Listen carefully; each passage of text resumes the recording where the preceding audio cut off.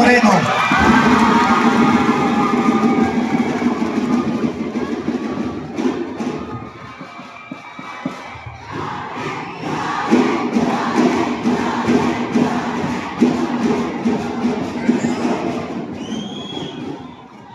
Thank you very much sa Director J. De La Puente at sa ating mga officers, employees.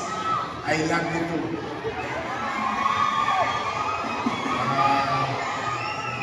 Sa ating mga masisipag, alam nyo, marami nyo yung ating mga social welfare division. It's been a very busy for the past, they've been very busy for the past 5 months dahil ang daming activities na nangyayari at mga aberya, bagyo, sulong. Kaya napakalaki ng pagtingin ko sa ating mga social worker, daycare teacher.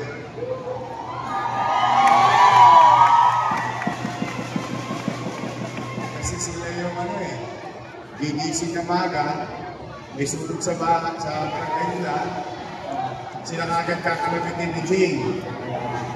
Tapos, hindi ka pa nakakapag-Natasha, wala pang makeup, ang lalabas na, gula-gula rin ka agad.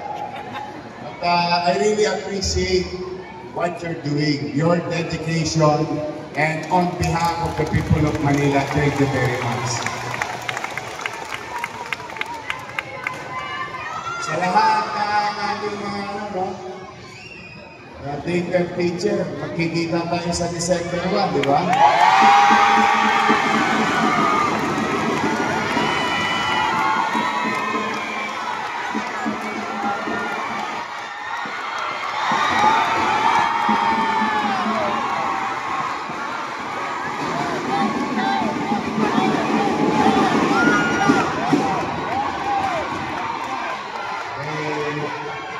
Pagpapasensyahan nyo na yung makakayanan ko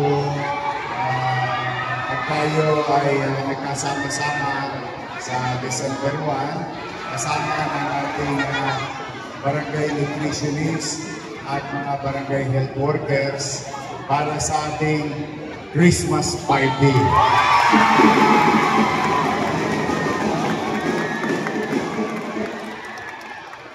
Gusto ko lang makasama ko kayo sa salo-salo, bagaman talagang hirap na hirap ang lungsod, ang pamahalang lungsod ng Maynila sa pananalapi.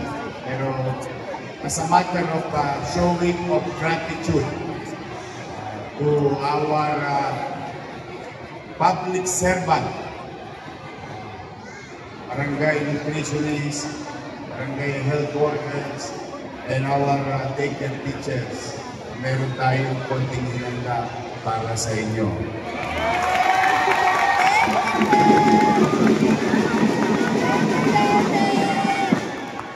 Tapos, di ba J.O. kayo?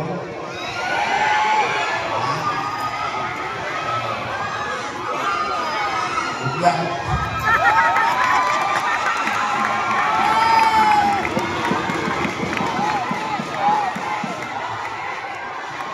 Basta, I'll do my best first. Basta ang importante, yung isang pinakamalaking problema na irausan natin, particularly because by operation of law, yung ating mga permanent employees, kahit pa paano na itawid ko na sila. 317 million yung bonus. I'm happy for them, with all honesty. Pinakabahan na ako ng mga ilang araw nung bago dumating yung 17 na yun. But at least nakaraos tayo. But then again, huwag kayo mag-alala sa mga magulang na nandito. Next year, yung gagawing programa ng inyong pamahalaan lungsod na kung yung aking mga minamahal na lolo't lola ay mayroong insure. Ngayon, yung mga supling nyo naman, next year. Pagkikibayin natin ang buto para mabilis lumaki, magsustansya, araw-araw, every other day, may gatas na ang ating mga daycare. Kapag tabi ako ng pera, more or less about 20 million pesos para sa isang quarter na tugon sa nutrisyon natin sa ating mga daycare students. Kaya marami pa tayong gagawin. Yawa ang Diyos. Sinusulsi ko lang.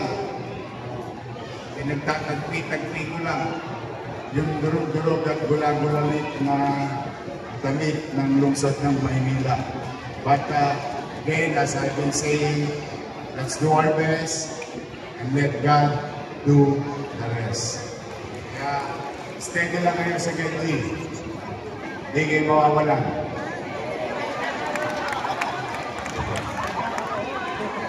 Dahil pagkakaroon kayo. Alright, today, natutuwa naman ako. Congratulations, parents. To the parents, you are all winners for your kids. Participating in these activities creates something for your children. And to the teachers, to the workers, thank you very much for collaboration among each other. You must continue doing this. These are type of activities that may help and at least to build among our community a camaraderie, knowing each other, competing healthy and healthy competition, and hopefully gayahin ninyo at kayo ay lumaban na sa regional meet o regional level. Go! Bring home the bacon.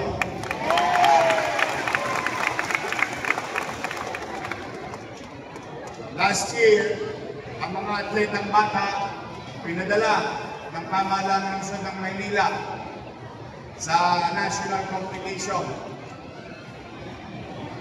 Nakakuha naman tayo ng gold. Isa. 1 gold. Sadly, with hundreds of students for mga kabataan ng Maynila. We ranked number 84 sa dulo ng walang hanggan. But this year, under our watch, through the leadership of Gayle Bangalisa, we send again students, Batang Maynila, Batang Pinoy competition. We got 43 gold medal ang siyudad ng Maynila. So from 1 dati, ngayon 43. From number 84 ang Maynila, now number 5. So what I mean by this, kapag ang pamahalaan ng lungsod sinuportahan yung ganitong mga gaway, mas marami tayong matatagpuang mga champion na Batang Maynila. So rest assured that your city government will continue to support such productive activity like this. Kaya, in our own little way, natira-tira ang nakukuha nyo pag nananalo, papel, certificate, meron bang marmol, nakalagay, born, plaque of appreciation. No, but just to start new administration's approach in showing support to our children. Oh, sabi ni Jay, meron daw 4th runner-up, may 3rd runner-up, may 2nd runner-up, may 1st runner-up. Tama ba? Ay magagaling naman itong mga judges natin. O sige, para kahit paano may maiuwi kayo. 4th runner-up, 10,000.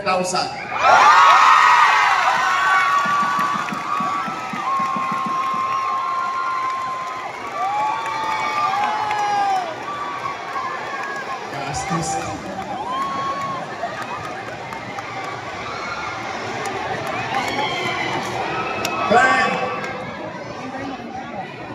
Third runner-up,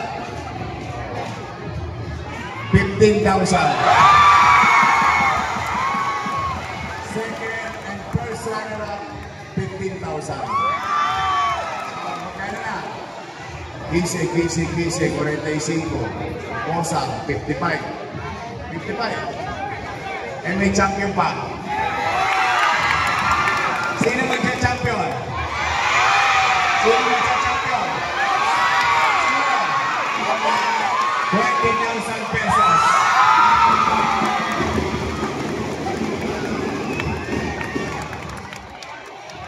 Kapasensyahan nyo na yan, ha? Konting-konti lang. Pero, it's not about the money. It's just that kahit paano man lang. Next time, talagang nakita mo, gumagastos pa yung nanay, oh. Tingnan mo, may mga costume pa. Napapagastos pa yung mga magulang. Because you get inspired. So it's not about the price. It's about building camaraderie, building relationship among each other as Manileño. Bilang Batang Maynila. This is the concept and principle of these activities. Muli, ito ang inyong lingkod. In our own little way, we will continue to support our daycare in the city of Manila. Magandang umaga, pagpalain naman kayo ng pagpapayapan. Maraming salamat po. Manila!